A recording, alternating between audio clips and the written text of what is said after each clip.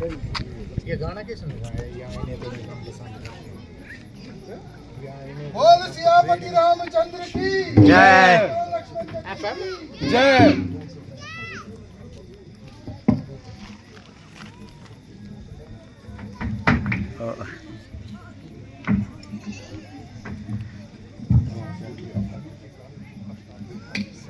भगवान, मुझ अभागन के कारण जो तुमने कष्ट उठाए,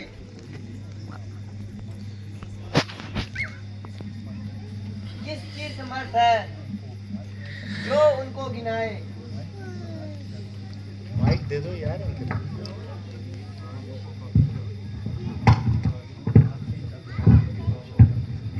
आपके चरण कमल के दर्शन करके मैं तो बिल्कुल सुधाई सी हो रही हूँ। इस वक्त तो ये भी मालूम नहीं मैं जागती हूँ या सो रही हूँ। प्रिया जी, अगरचे मैं तुम्हारे योग में अनेक प्रकार के क्लेशों में गर्क था,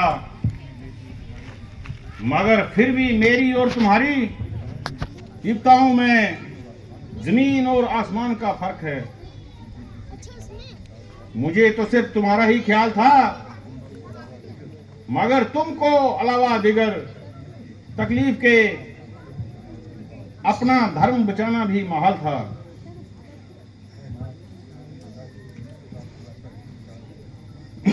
हे नाथ, अगर आपको इस दासी की निस्बत ऐसा ही विचार है तो सीता हर समय और हर प्रकार से अपनी परीक्षा देने को तैयार है।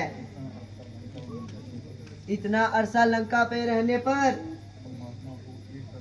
परमात्मा तो एक तरफ, अगर मेरे अंग में मिलन हुआ हो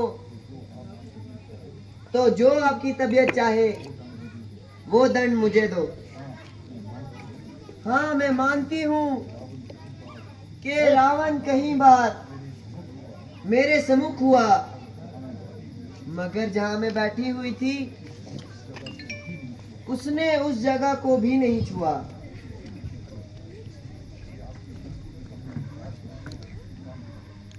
ये आपके बिल्कुल नकम्मे विचार हैं।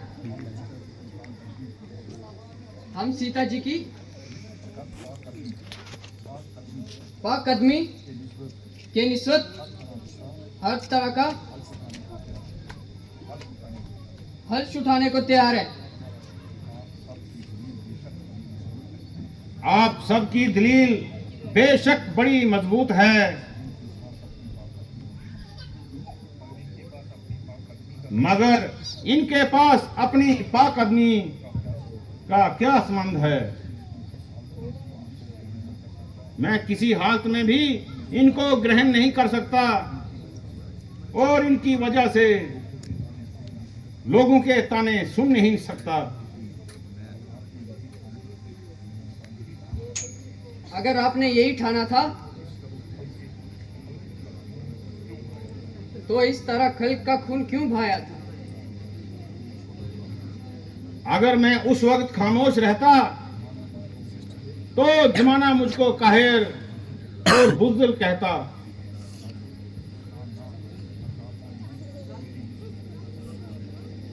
प्राणनाथ, अगर आपको मेरी निस्बत का यही विचार है तो मेरे जिंदा रहने पर भी धिक्कार है। आप हुक्म दीजिए, सीता अभी जलने को तैयार है। हाँ हाँ, हुक्म देता हूँ। लक्ष्मण, अभी चिता तैयार करो। भगवान, इस मामले पर जरा अच्छी तरह से विचार करो।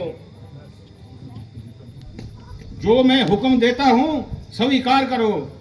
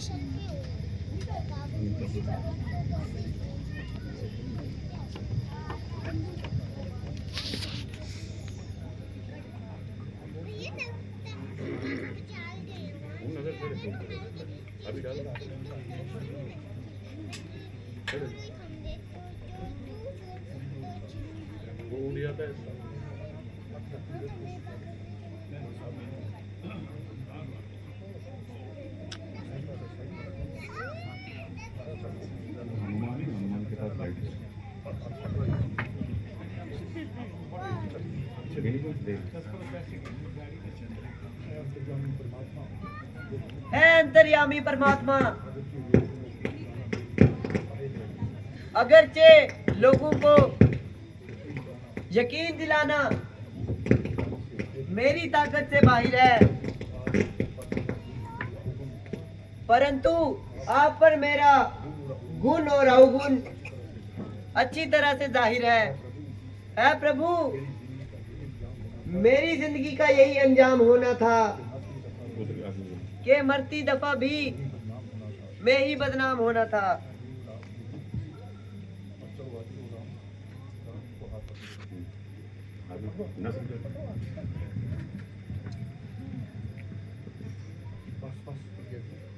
बस बस प्रिया जी, आपका इत्मीनान हो गया और मेरा अच्छी तरह से इत्मीनान हो गया।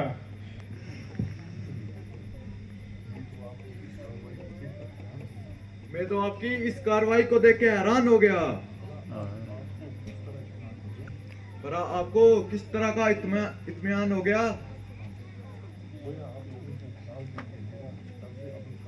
गोया आप लोगों के ख्याल में मेरा ये तर्ज अमल काबिल एतराज था, मगर इसके अंदर भी एक पोशीदा राज था।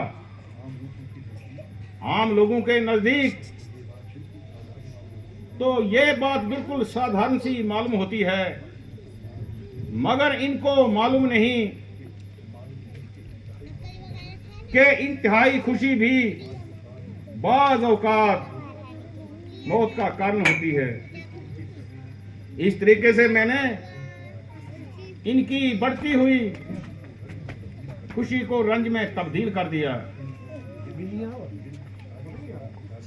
इनको तो मिल्क शादी से इनको बचा दिया और लोगों के चर्चे, उनके चर्चों से अपना पीछा छुड़ा लिया। भगवान, आपकी अकल आपके साथ है। हमारी वहां तक पहुंचने की क्या बसात है।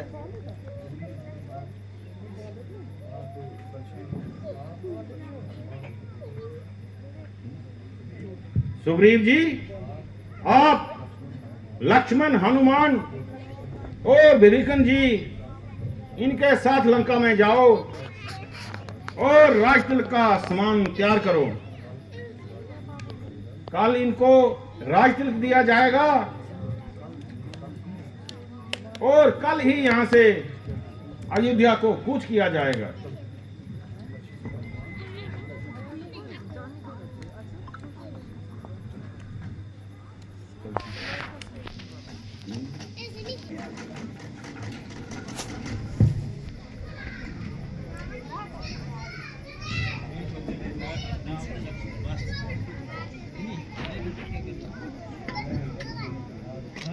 ए हाजरीने दरबार, मुकद्दर फर्ज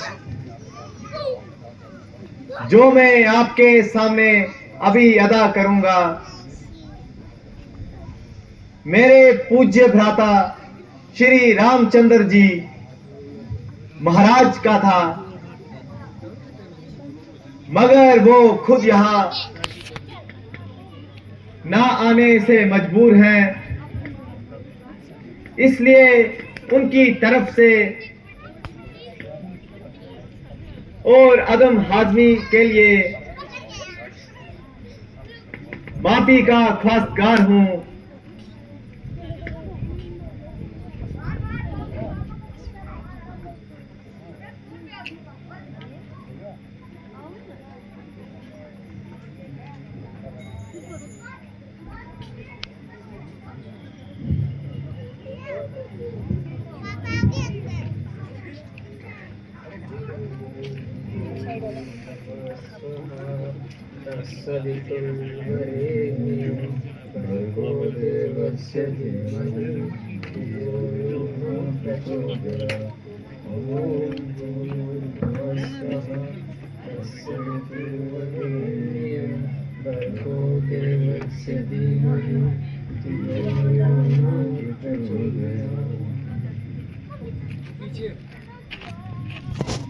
अजीज हाजरीन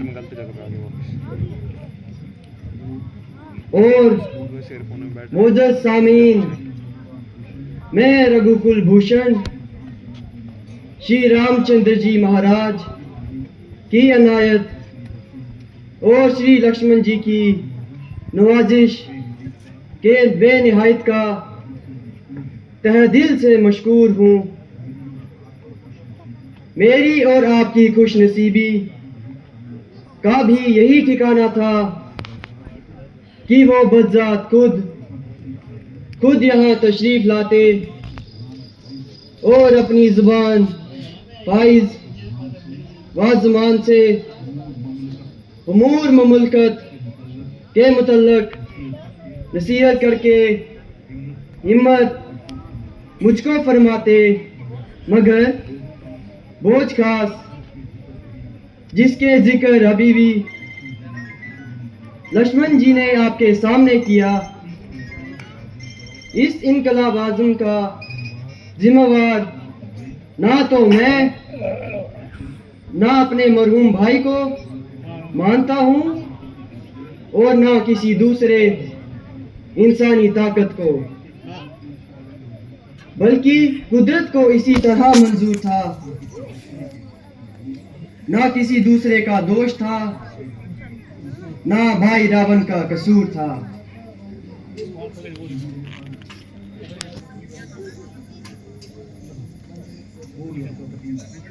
लंकापति रावण की, लंकापति विभीषण की, लंकापति विभीषण की, लंकापति विभीषण की। बोल सियापति रामचंद्र की, बोलो लक्ष्मण जति की।